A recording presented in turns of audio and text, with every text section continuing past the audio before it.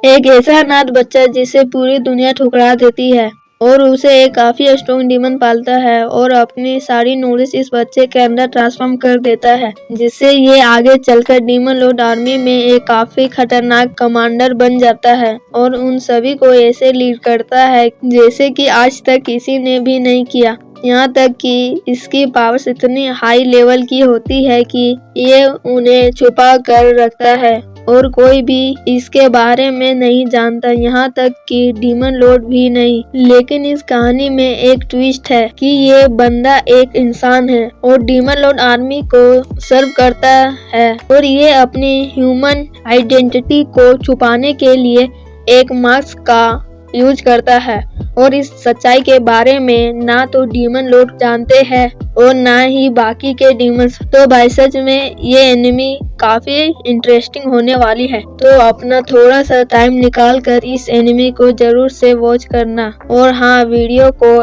And तक देखना ताकि आपको पूरी स्टोरी समझ में आ जाए। तो चलो फिर इस कहानी को शुरू करते हैं। कहानी की शुरुआत में डीमंस इंसानों के कासल के ऊपर अटैक कर रहे होते हैं और वो काफी जल्दी इसके मेन गेट को भी तोड़ देते हैं। यहीं पास में हम दो बंदे को देखते हैं। वो ये कहते हैं, अरे वाह, ये तो काफी जल्दी हो गया। अगले पल ये सारे के सारे डीमन टाउन के अंदर घुस जाते हैं और सभी को मारना शुरू कर देते हैं। ये सारा नजारा दूर से खड़े हुए एक कमांडर देख रहा होता है। तभी उसके पीछे एक बंदा आ जाता है, जिसको देखकर ये समझ जाता है कि ये बंदा डीमन लॉर्ड आर्मी का ही एक कमांडर है। वो ये कहता है, तुमने सारा कुछ पहले ही देख लिया है, तो अब तुम्हारे पास बस 3 ही ऑप्शन है, या तो यहाँ से भाग जाओ वरना अपने आप को मार लो, और तीसरा ऑप्शन अपनी सारी की सारी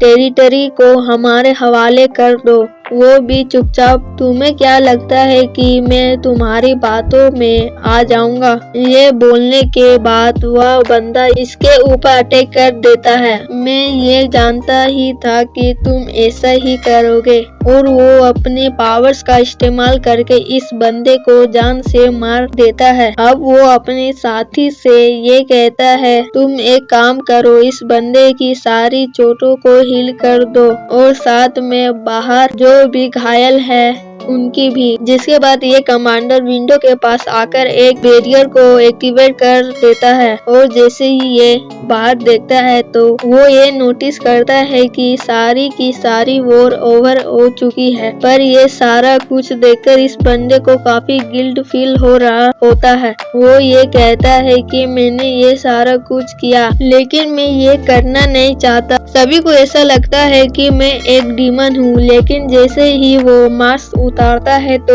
ये बंदा वो मास्क उतारता है तो ये बात सामने आती है कि ये एक इंसान है और वैसे इस बंदे का नाम है इके। फिर हमें एक पास्ट का सीन दिखाया जाता है जहाँ पर यह बात हमारे सामने आती है कि इके को एक बंदे ने पाला था जिनका नाम था रंबर, और वह एक ग्रेट मेज थे। यहाँ तक कि वह मैजिक के बारे में काफी अच्छे से जानते थे और उन्हें जितनी भी नॉलेज थी उन्होंने सारी की सारी नॉलेज इके को सौंप दी। लेकिन मरने से पहले वो इके से ये कहते हैं कि तुम इसके बारे में किसी को भी मत बताना कि यहाँ पर पहले एक हाई सिविलाइजेशन थी, वरना काफी कुछ बदल सकता है। यहाँ तक कि वह ये भी कह के जाता है कि इके को अपना मास्क किसी के भी सामने नहीं उतारना, वरना डीमन लॉर्ड उन्हें कभी भी माफ नहीं करेंगे। प्रेजेंट में हम ये देखते हैं कि इके ये सोच रहा होता है कि वो एक बेड के अंदर है, पर तभी अचानक एक लड़की उसके सामने आ जाती है जिसको वो देखकर काफी शॉक्ड हो जाता है। तुम यहाँ पर क्या कर रही हो और कब से हो? अय्यो अम्मा, मैंने कुछ भी नहीं देखा और मैं इसके बारे में किसी को भी नहीं बताऊंगी। तभी उसका सर टेबल से लग जाता है और वो बेहोश हो जाती है। तभी यहाँ पर एक पीक भागते हुए आता है जिसका नाम है जिरोन। वो ये कहता है कि हमने ह्यूमन की कासल को अपने कब्जे में कर लिया है और आपको ऐसा नहीं लगता कि आप कुछ ज्यादा ही इंसानों को जिंदा छोड़ रहे हो? तुम इसके बारे में चिंता मत करो। जो नए डीमन लॉर्ड है वो बस रिजल्ट चाहते हैं, पर हमारे बाकी साथी ये बोल रहे हैं कि हम सारे इंसानों को जान से मार दे। अगर हम ऐसा कर देते हैं तो टैक्स कौन देगा? क्या तुम दोगे? तभी यहाँ पर काफी सारे बंदे आ जाते हैं जो इके से बात करना चाहते थे, लेकिन तभी जिरोन सामने आ जाता है कि तुम इनसे बात नहीं कर सकते, जो बात करनी है मुझसे करो।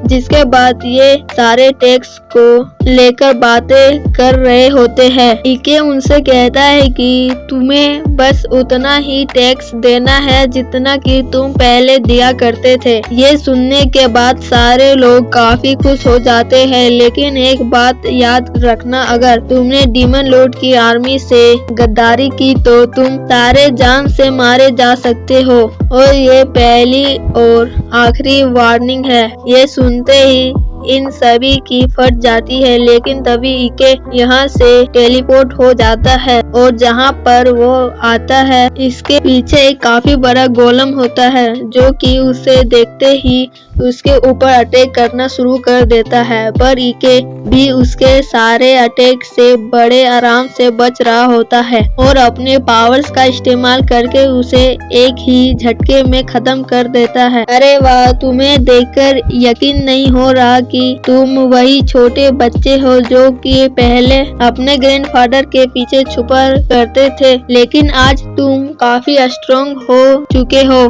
जिसके बाद हमें इस लड़की के बारे में बताया जाता है जिसका नाम है केफिरो और ये भी डीमन लॉर्ड की आर्मी में 7 कॉर्प्स की कमांडर है। इके ये बताता है कि ये इकलौती डीमन है जो कि उसकी सच्चाई के बारे में जानती है और अब ये दोनों ऐसे ही उस जगह के बारे में बातें कर रहे होते हैं जहाँ पर इके गया हुआ था। वो ये कहता है, अगर आप मुझे बुलाना चाहती हो तो आप मुझे मैसेज भी कर सकती हो। अभी तक वो ये सोचता है कि कैफी उसे इस बारे में जानना चाहती है, पर वो ये कहती है कि चलो मेरे साथ, कोई है जो कि तुमसे मिलना चाहता है, मेरे कंधे पर हाथ रखो। जैसे ही वो ऐसा करता है तो ये दोनों यहाँ से टेलीपोर्ट हो जाते हैं। अब यहीं से हमारा सीन चेंज होता है जहाँ पर हम फिर से उसी लड़की को देखते हैं जिसके लिए इके ने कुछ खाना और एक नोट रखा हुआ होता है, इसे खाओ और चुप रहो। अगले सीन में हम ये देखते हैं कि इके डीमन कासल के सामने पहुंच चुका है, लेकिन यहाँ पर उसे काफी अजीब लग रहा होता है। आखिरकार वो एक इंसान जो है। आगे जाते हुए इन दोनों को गेट पर कुछ गार्ड्स मिलते हैं। इके ये पूछता है, क्या ये लोग सभी को चेक करते हैं? अरे हाँ, ये लोग सभी को चेक करते हैं। अगर ऐसा हुआ तो मेरी आइडेंटिटी सभी के सामने आ जाएगी, खासकर डीमन लॉर्ड के सामने। अरे मेरे मित्र, इसके बारे में चिंता मत करो, मैं ये सारा कुछ संभाल लूंगी। ये बोलने के बाद वह इके की बॉडी में काफी सारा मैजिक डालना शुरू कर देती है, जिससे उसकी बॉडी ग्लो कर रही होती है। ये देखकर सारे गार्ड्स काफी शॉक हो जाते हैं। वो ये कहते हैं कि हमें रामबर्ग के ग्रेट सन से यही उम्मीद थी, तुम अंदर जा सकते हो, और वैसे भी रामबर्ग को कौन नहीं जानता। जिसके बाद ये दोनों अंदर आ जाते हैं। इके ये बताता है कि इस कासल को ऐसे बनाया गया है जिससे हमें डीमन लॉर्ड की पावर्स के बारे में काफी अच्छे से जानकारी मिल जाती है। और भाई सच में ये कासल काफी ज्यादा बड़ा होता है और इके भी चलते चलते काफी थक जाता है। जैसे ही वो केफिरो को देखता है तो वो हवा में फ्लोट कर रही होती है। वो ये कहता है कि इस मैजिक का नाम है फ्लाइट और मैं भी ये मैजिक कर सकता हूँ। लेकिन मैं उतना अच्छा नहीं हूँ। अब अगले सीन में ये दोनों डीमन लॉर्ड के कमरे के सामने आ जाते हैं। कमांडर उसे कहती है कि तुम बस यही रुको, पहले मैं अंदर जा रही हूँ और मैं डीमन लॉर्ड से बात करूँगी। ये बोलने के बाद वह अंदर चली जाती है। फिर हमें इस डीमन लॉर्ड के बारे में बताया जाता है जो काफी खतरनाक और क्रूर है।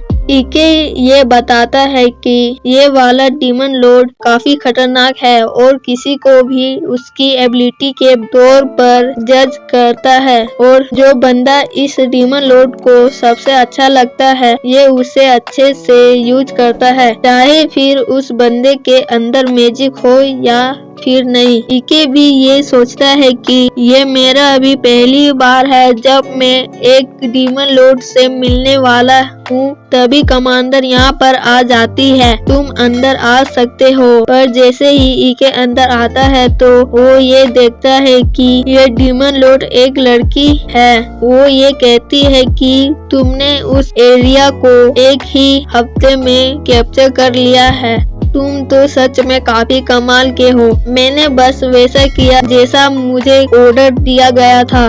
तो गाइज आज के लिए इतना ही, मिलते हैं अगले वीडियो में।